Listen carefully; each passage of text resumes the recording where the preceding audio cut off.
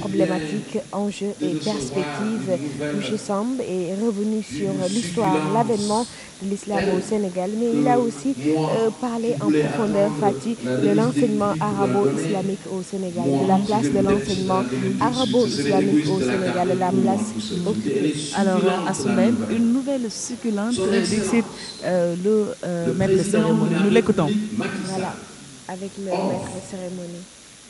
Aux parents des 2 meilleurs élèves du concours général, le pèlerinage à la Mecque.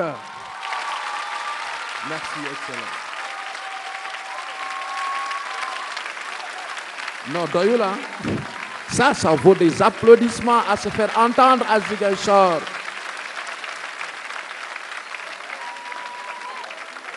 Merci. Ouf, parce qu'il fallait que ça sorte. Et nous partageons le bonheur avec le public. Mesdames, Mesdemoiselles, Messieurs, honorables invités, il y a 2 ans, 2013, il venait à peine d'être porté à la tête de la magistrature suprême, l'introduisant lors de son premier concours général en tant que chef de l'État. Je l'avais présenté par le biais de la périphrase grand lauréat du 25 mars 2012, quand le Sénégal l'avait plébiscité. L'année dernière, c'est au sage, le doyen des communicateurs traditionnels, l'honorable El Hadj Mansour Mbaye, que j'avais emprunté la belle et éloquente formule du président de l'espoir.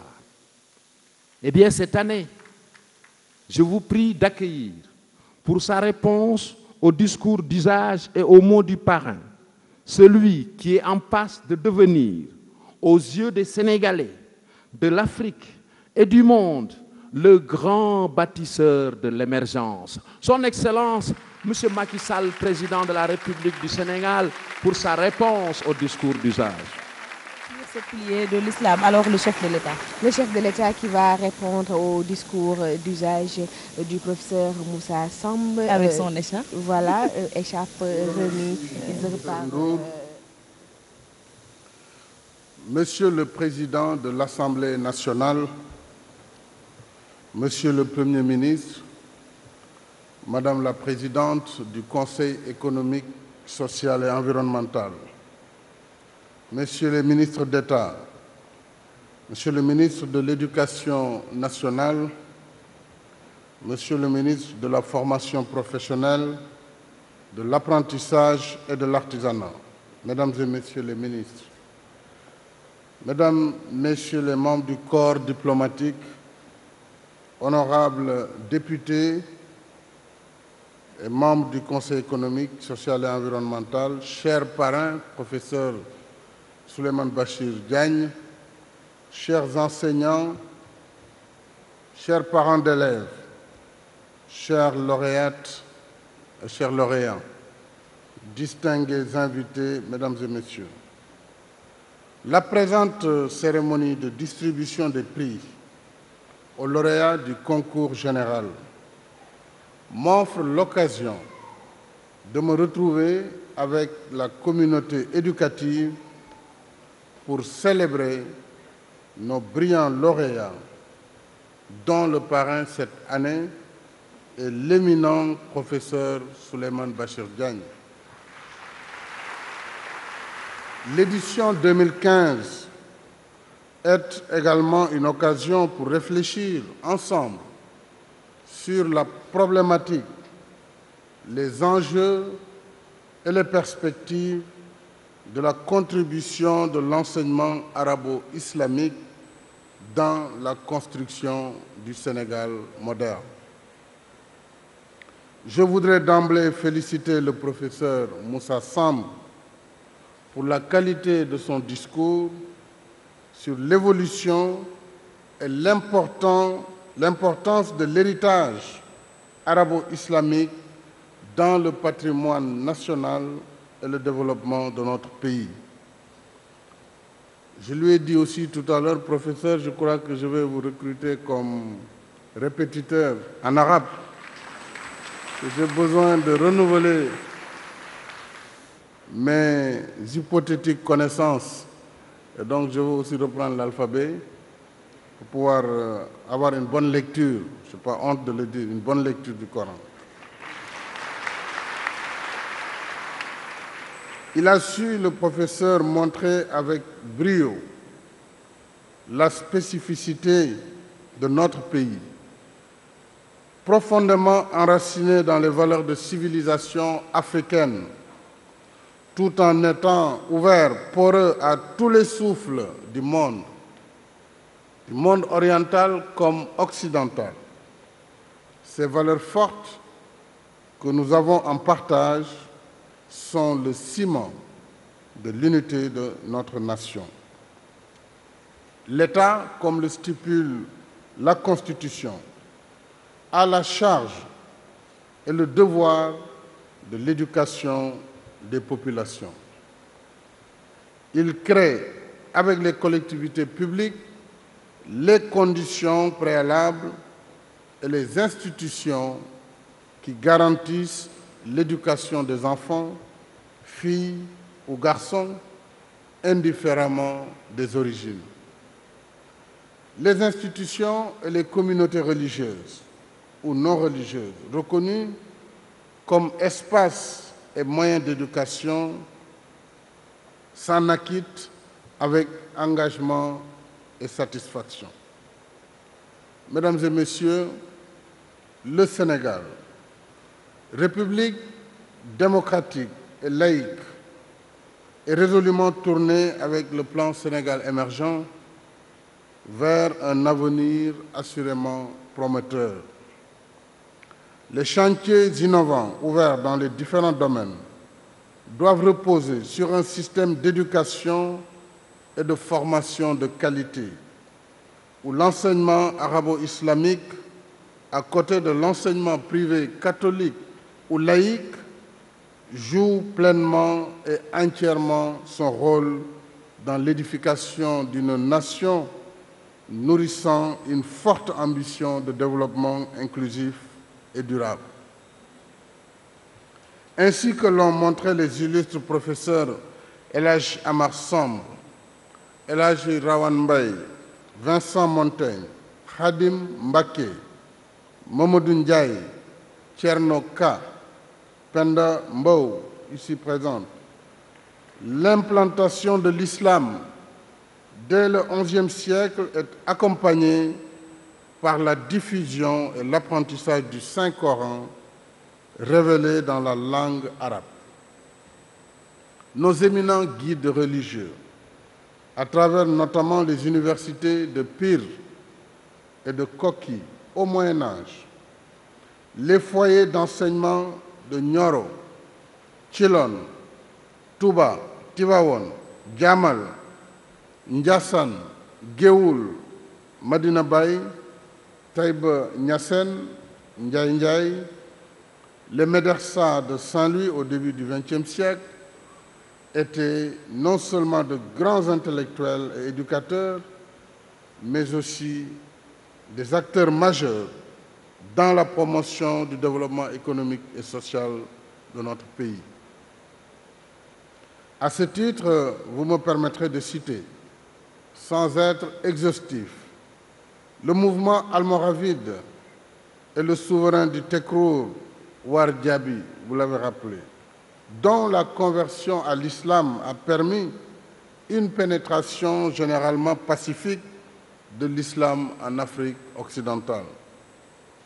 El Hadj Omar Tall Al-Foutiou, dont l'épopée le conduisit de Alwar au Massina et à Bandiagara, Thierno Cheikh Souleymane Baal, de la révolution théocratique Torodo dès 1776, Mamadou Lamine Dramé, Almami Abdul Khadr Khan, Serigne Pir Khali Amar Fall, Cheikh Ahmadou Bamba Mbacké, Khadimou Rassoul, El Hadj Malick Sy Maodo, grand promoteur de la Tidjania, Fodé Kaba Doumbouya Maba Diakhou Ba di RIP, El Hadji Abdoulaye Niass et El Hadji Ibrahima Niass di Baye, Mam Limamou Laye Mam Bou Kounta, El Hadji Mamadou Lamine Boun Zoubeirou Baldé, El Hadji Amadou Baro Ndiéguène, El Hadji Ali Thiam, El Hadji Ahmadou Baro, ainsi de suite, Mamadou Lamine Souané, sans oublier Mam Rawane Ngom, Serigne Amadou Ndak Seck, El Hadji Mokhtar Touré, El Hadji Abdoulaye Cissé, Serigne Moussa Ka, Cheikh Moussa Kamara et tant d'autres, du nord au sud, de l'est à l'ouest, qui font la fierté du Sénégal. Mesdames et messieurs, comment en cet instant mémorable ne pas évoquer la place et le rôle inestimable qu'ont joué de grandes éducatrices, parmi lesquelles je peux citer, sans être exhaustif là aussi, Sokhna Mame Diarra Bousso, Sokhna Mame Fawade Wele, Sokhna Issa Dieye, Sokhna Maymouna Mbacké, Saïda Mariama Niass, Adja Maguette Diop, Sokhna Khadijatou Thiam, Adja Khar Mané et Adja Oumou Soukho. Ces illustres personnalités nous ont légué des valeurs de foi et de piété. La mystique du travail, l'humilité, la solidarité, en vue de promouvoir l'éducation religieuse, la construction citoyenne et le bien-être économique et social. Ces grandes figures historiques et contemporaines ont également incarné, enseigné et entretenu la paix sociale, la cohésion nationale, la tolérance religieuse et le dialogue interreligieux. Mesdames et messieurs, les nouvelles orientations que j'ai définies pour le système éducatif, à travers notamment le paquet, les directives du Conseil présidentiel sur l'enseignement supérieur et la recherche, et bientôt les conclusions des assises de l'éducation et de la formation s'inspirent également de ce riche héritage historique et culturel pour le fructifier. Mon ambition est de faire de l'enseignement arabo-islamique non pas un enseignement à part, mais une partie importante, moderne et intégrée de notre système éducatif, du préscolaire et l'élémentaire jusqu'au supérieur. La politique de modernisation des Dara, avec notamment le concours de 10 milliards de francs CFA du Sénégal et de la Banque islamique de développement, pour la construction de 64 établissements coraniques, est une réponse concertée et efficace à la problématique de l'éducation arabo-islamique. À cela s'ajoute la signature de contrats de performance, des travaux de réhabilitation de Dara et des équipements en tablettes coraniques déjà acquises et réceptionnées. Ces actions visent à répondre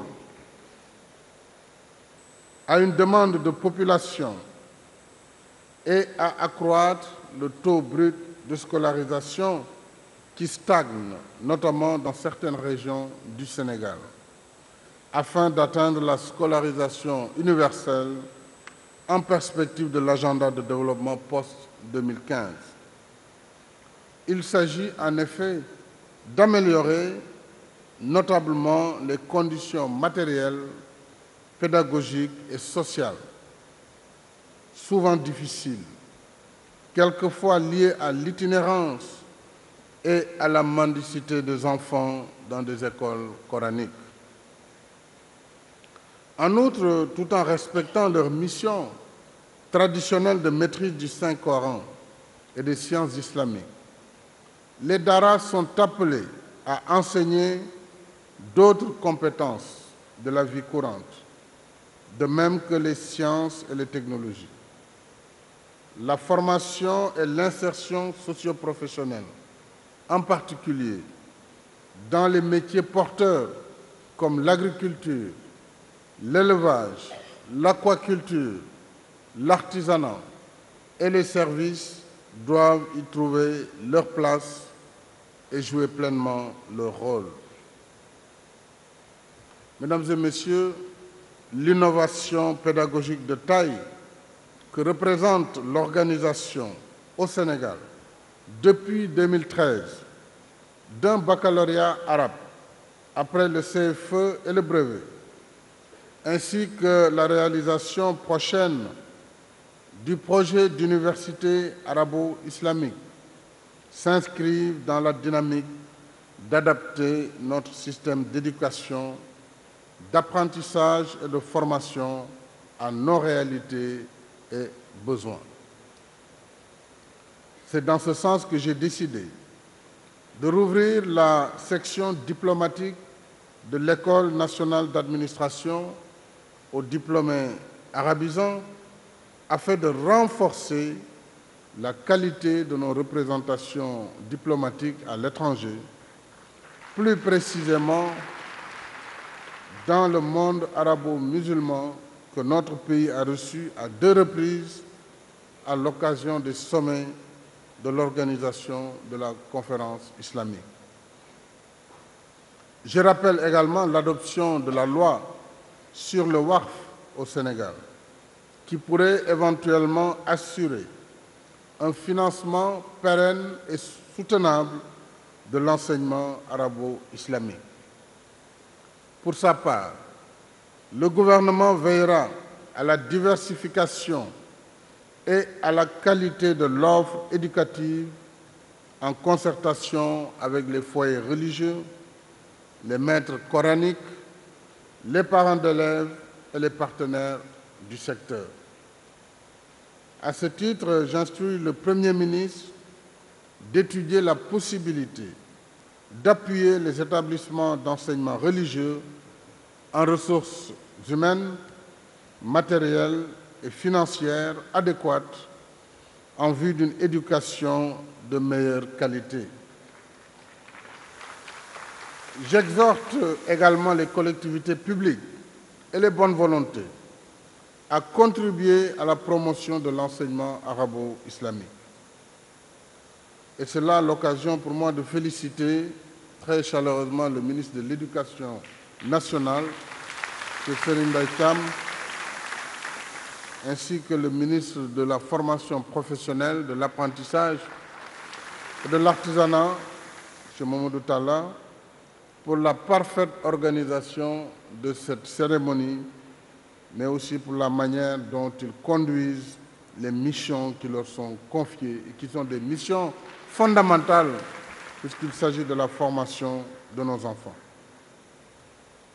Mesdames et Messieurs, nos guides religieux, à travers leur enseignement exemplaire, ont toujours perpétué l'esprit et le culte de l'islam, religion de paix, d'ouverture et de tolérance vis-à-vis de toutes les communautés.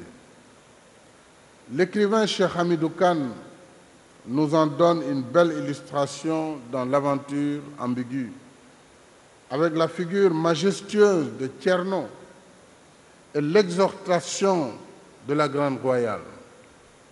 Cet islam véritable est à l'antipode de l'image déformée et dangereuse de cet extrémisme religieux, menaçant aujourd'hui la paix et la sécurité mondiale. Je profite de l'occasion pour lancer de nouveau un appel aux guides religieux et aux populations, en particulier à la jeunesse, à davantage de vigilance et de fermeté face à ces menées insidieuses et subversives. Chers lauréats du concours général, chers lauréates, le Sénégal s'est engagé dans une bataille décisive pour son avenir économique et social à travers le plan Sénégal émergent. Notre nation a besoin d'avoir aujourd'hui et demain des cadres imprégnés du culte de l'excellence et de la citoyenneté pour relever ce défi majeur. Vous comprendrez dès lors tout l'espoir que le Sénégal place en vous pour réaliser cette ambition collective. Vous allez dans un instant recevoir vos récompenses. Je vous félicite et vous encourage chaleureusement pour vos efforts couronnés de succès. Je vous exhorte à persévérer davantage dans la voie de l'excellence, à l'image de votre illustre parrain, ici présent, le professeur Souleymane Bachir Diagne. Le professeur Bachir Diagne est un ancien lauréat du concours général et un ancien élève de la prestigieuse École normale supérieure de Paris, agrégé de philosophie à 22 ans et docteur d'État à 33 ans.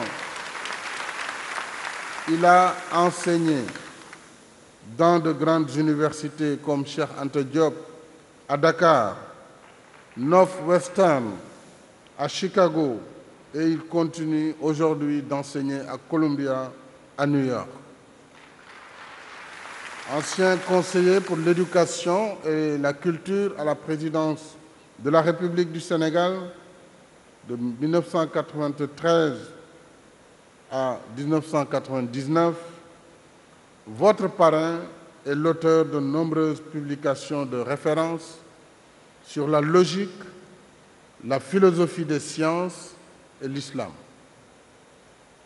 Il demeure à ce titre un modèle de rectitude, un exemple d'excellence et d'humilité pour vous et une fierté pour toute la nation sénégalaise, pour l'Afrique et pour le monde.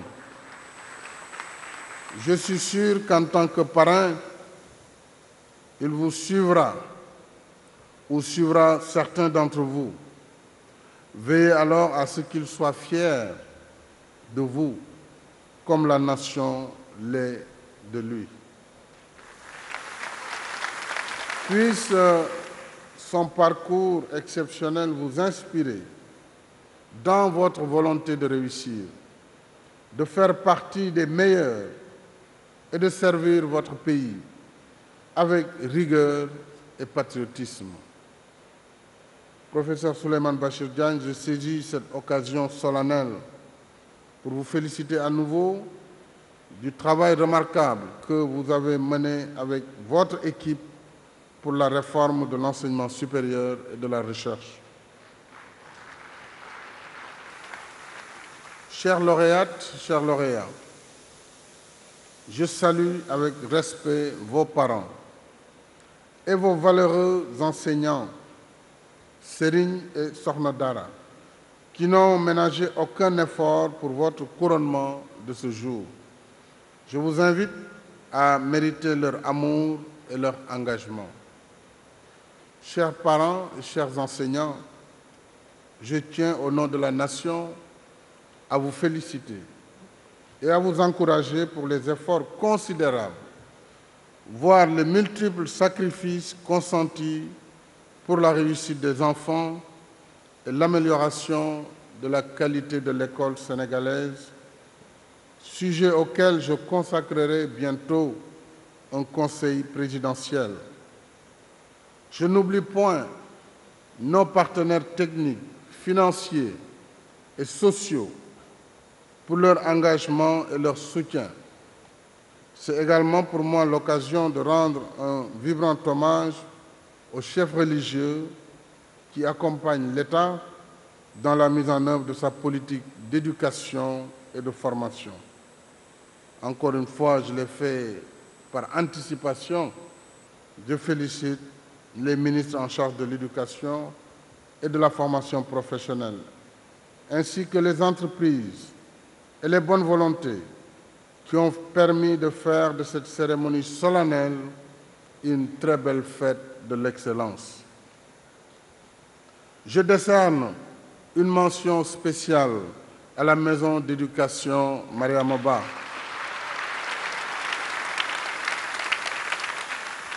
Les brillants résultats obtenus par ces pensionnaires, aussi bien au concours général qu'au baccalauréat, nous confortent une fois de plus dans notre choix stratégique d'ériger d'autres pôles d'excellence en mettant l'accent notamment sur la scolarisation des filles et leur maintien à l'école.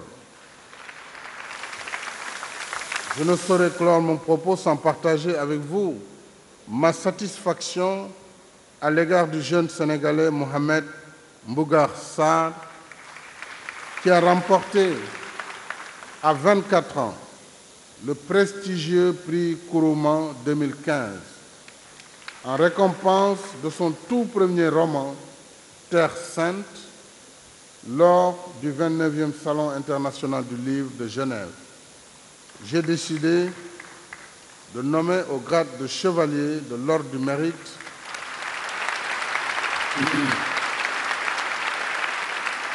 cet ancien enfant de troupe du Prytanée militaire de Saint-Louis et meilleur élève de terminale de l'édition 2009 du concours général. Je vous remercie de votre aimable attention. Sur cette belle note, Mohamed Mbougar Sarr, ancien enfant de troupe, lauréat au concours général, 2 fois lauréat, si je